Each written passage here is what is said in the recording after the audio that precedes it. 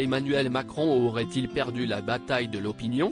Si est en tout cas ce que revendiquent les syndicats et oppositions politiques au sujet de la réforme des retraites, de plus en plus contestée dans la rue par les Français.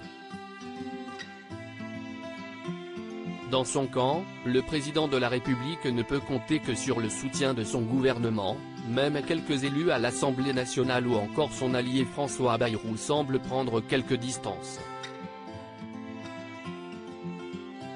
Comment expliquer alors que le chef d'État rencontre autant de difficultés à faire accepter son projet? Macron a un problème de conviction.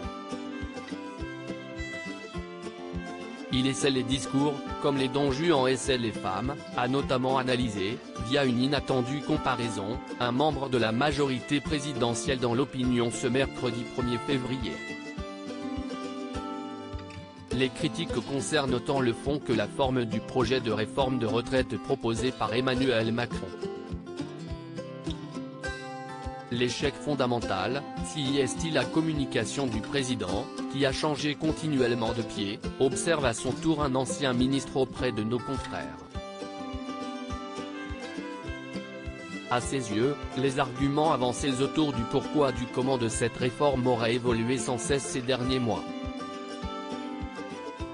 Par exemple, le projet gouvernemental autour des retraites est radicalement différent de celui proposé fut un temps lors du premier quinquennat. À cela s'ajoute la promesse faite lors de la campagne présidentielle de 2022 d'un départ à la retraite reporté à 65 ans, et non pas 64 ans, comme proposé aujourd'hui.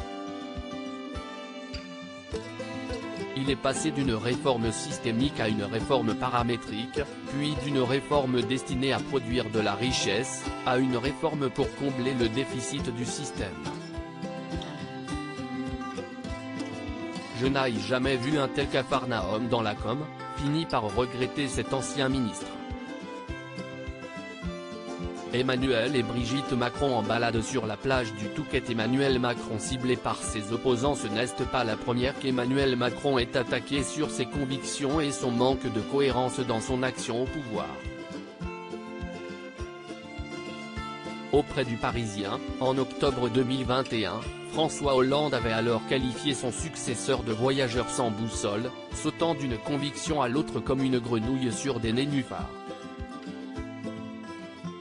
Pareillement, en janvier 2023, sur BFM Télévision, Marine Le Pen a taclé le président de la République en déclarant qu'il change d'avis comme de chemise.